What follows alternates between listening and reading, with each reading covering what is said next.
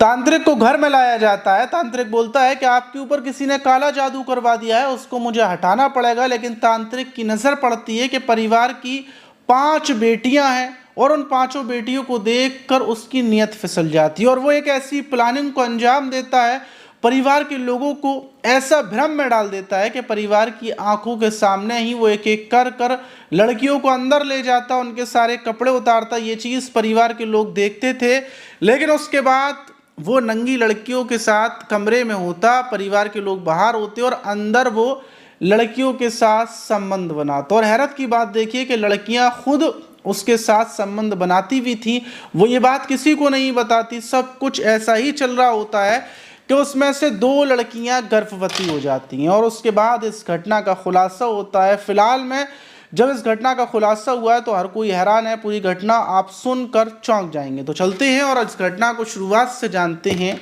आखिर तक। तो दोस्तों, मेरा नाम मास है। उम्मीद है कि आप सब अच्छे होंगे, सुरक्षित होंगे। इससे पहले वाली वीडियोस में आप सब लोगों के मैंने कमेंट्स को पढ़ा था, आपके कमेंट्स का जवाब भी दिया था। तो अगर आप चाहते हैं कि मैं आपके कमेंट्स को पढूं तो जो ऊपर वाला फॉलो का बटन है उसको दबाकर नीचे अपना नाम लिख दें, फिर मैं अगली वीडियो में आपके कमेंट्स को पढ़ूंगा।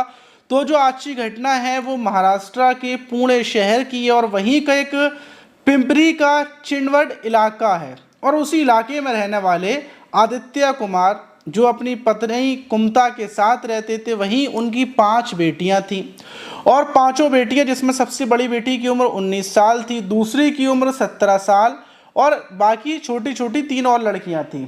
ऐसे करके उनकी 5 लड़कियां थी। ये 5 लड़कियां सिर्फ एक लड़के की उम्मीद में हुई, क्या अब लड़का होगा, अब लड़का होगा, और ऐसे कर कर उनकी 5 लड़कियां हो गई। वहीं जो आदित्य कुमार हैं ये सरकारी कर्मचारी हैं और पैसे अच्छे खासे कमाते हैं, लेकिन अब आकर इनके घर में कुछ दिक्कत चल रही थी और इसी दिक्कत की वजह से इनकी पत्नी कुमता बोलती हैं कि शायद ऐसा लग रहा है कि हमारे घर पर किसी ने काला जादू करवा दिया है, ना हमारी बड़ी बेटी का रिश्ता हो रहा है और दूसरी चीज़ मतलब बीमारी सी लग के रह गई है। कभी किसी की तबीयत ख़राब हो जाती है, कभी कुछ हो जाता है।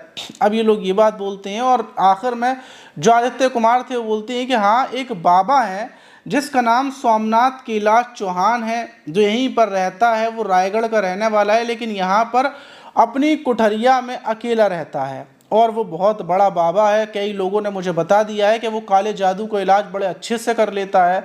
तो ये दोनों पति पत्नी मिलकर फैसला करते हैं कि ये लोग उस बाबा को बुला कर लाएंगे। ये बाबा सोमनाथ के पास पहुँचते हैं, उससे बोलते हैं कि आप हमारे घर पर चलिए और आपको देखना है कि आखिर दिक्कत क्या है। हम लोग बीमार रहते हैं, खुशहाली नहीं है, बच्चों में लड़ाइयाँ होती हैं, बड़ी बेटी की शादी नहीं हो रही है। ये सारी बातें ये उनको उस बाबा को बताती हैं। बाबा बोलता है कि ठीक है और मई के महीने में ये बाबा को अपने घर पर लेकर आते हैं। बाबा घर पर आता है, वो देखता है चारों तरफ, इधर से उधर कमरों में घुसता है और जब वो एक कमरे में जाता है तो देखता है कि 5 लड़कियां कमरे में हैं। वो पूछता है कि लड़कियां कौन हैं, तो जो आदित्य कुमार थे वो बताते हैं कि मेरी बेटियां 5 मेरी बेटियां हैं, मेरा एक भी बेटा नहीं है। अब जो ये बाबा था ये देखने के बाद बोलता है कि ठीक है। उसके बाद ये कुछ जादू टोना रात के टाइम करता है। जब जादू टोना करता है तो ये बोलता है कि आपके घर में किसी ने काला जादू करवा दिया है। अब ये आदित्य कुमार और कुमता देवी दोनों परेशान हो जाती हैं, बोलते हैं कि किसने काला जादू कराया है। ये बताता है कि तुम्हारी कोई करीबी खास एक महिला है, उस महिला ने जादू करवाया है।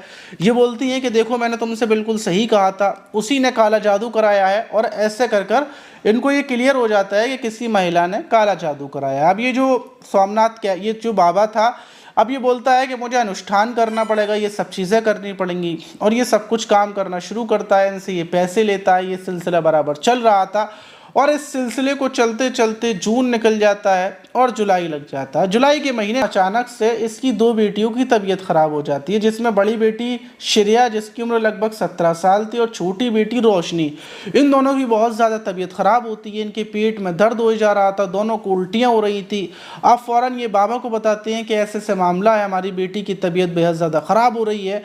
अब बेटियों की तबीयत को ही मतलब बाबा अपने तरीके से सही करने की कोशिश करता है, कभी कुछ देता है, कभी नींबू देता है, लेकिन बेटियों की जब तबीयत सही नहीं होती, पेट में ज़्यादा दर्द होता है, तो आदित्य कुमार अपनी बेटियों को हॉस्पिटल लेकर पहुंचते हैं। दोनों बेटियों को हॉस्पिटल लेकर पहुंचते हैं, डॉक्टरों को दिखाया जाता है और डॉक्टर से बोलते हैं कि आपकी जो बेटियां हैं इनका अल्ट्रासाउंड करवाया जाए। अल्ट्रासाउंड होता है और जब अल्ट्रासाउंड की रिपोर्ट आती है, रिपोर्ट देखने के बाद उनके चेहरे की हवाइयाँ उड़ जाती हैं। डॉक्टर्स बोलते हैं कि आपकी दोनों बेटियाँ प्रेग्नेंट हैं और प्रेग्नेंट होने की वजह से इनके पेट में दर्द हो रहा है, उल्टी हो रही है। फ़ौरन डॉक्टर्स पुलिस को फ़ोन कर देते हैं।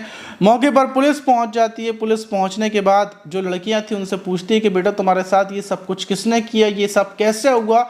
तो लड़कियां बोलती हैं कि हमारे घर पर जो सोमनाथ कैलाश बाबा आते हैं उन्होंने हमारे साथ ये किया है, और हमारी जो 3 बहनें हैं उनके साथ भी वो यही करते थे। हम 5 बहनों के साथ वो बाबा ही गलत काम करते थे, और उन्होंने हमसे बोला था कि ये बात किसी को नहीं बतानी।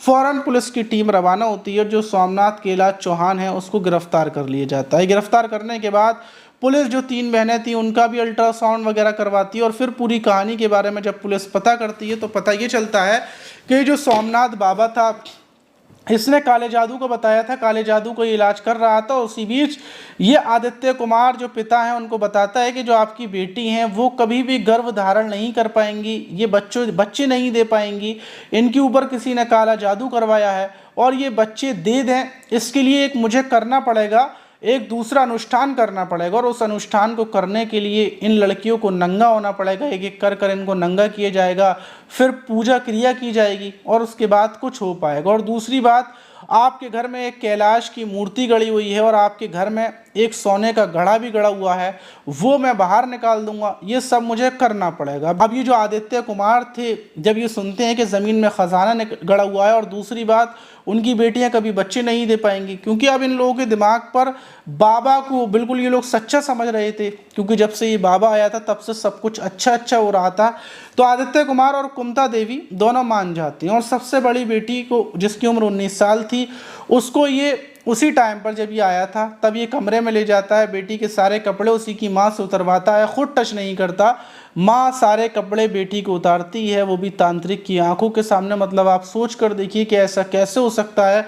फिर ये बड़ी बेटी काव्या के पास जाता है, उससे बोलता है कि तुम्हारे घर में ख़जाना भी दफन है, उस ख़जाने को मैं निकालूंगा, और दूसरी बात जो मैं करने वाला हूँ उससे तुम्हारी भलाई है, अगर मैंने नहीं किया तो तुम कभी भी ज़िंदगी में बच्चों को जन्म नहीं दे पाओगी। और फिर ये काव्या को बातों में लेकर काव्या के साथ वहाँ पर संबंध बनाता है। संबंध बनाने के बाद फिर ये काव्या को बाहर भेजता है, फिर दूसरी बेटी को बुलाता है, ऐसे कर कर ये मतलब 3 बेटियों को तो एक साथ बुला लेता है। जो छोटी वाली 3 बेटियां थी उन्हें एक साथ बुला लेता है, और उनके साथ ये छेड़खानी करता है, जो भी ये कर पाता करता है।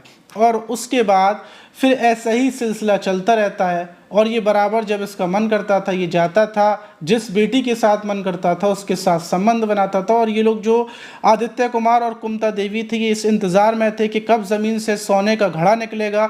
और इसने बेटियों को भी यही बात बताई थी कि तुम्हारे घर में मैं ख़जाना निकाल दूंगा, तुम बहुत पैसे वाली हो जाओगी, तुम लोगों के पास बड़े बड़े फ़ोन होंगे। जो लड़कियाँ थी जब वो अपने माता पिता को ये सब करता हुआ देखती थी तो वो भी यकीन करती थी कि जो सोमनाथ बाबा है वो बिल्कुल सच बोल रहा है। और ऐसे कर कर सोमनाथ बाबा लगभग 3 लाख रुपए इन लोगों से ठग लिए, और इनकी 5 बेटियों के साथ उसने रेप किया, ये सब बोलकर कि बच्चे नहीं होंगे और ख़जाना मैं निकाल दूंगा। पुलिस ने सोमनाथ बाबा को उठाकर जेल भेज दिया। तीनों बेटियां बिल्कुल ठीक है, लेकिन 2 बेटियां प्रेग्नेंट है, उनको दवा वगैरह खिलाकर उनका अबॉर्शन किया जाएगा।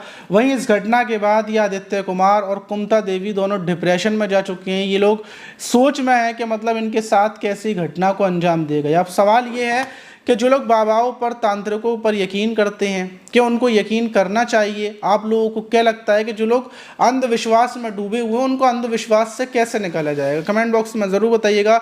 और दूसरी चीज़, अगर आप चाहते हैं तो इस तांत्रिक बाबा को फांसी की सज़ा मिलनी चाहिए, कड़ी से कड़ी सज़ा मिलनी चाहिए, तो फॉलो का बटन दबाकर हमें सपोर्ट कीजिए, जिससे हम और आवाज़ को बुलंद कर सकें। आप इस घटना पर क्या बोलेंगे कमेंट बॉक्स में ज़रूर बताइएगा। मिलते हैं किसी और वीडियो में।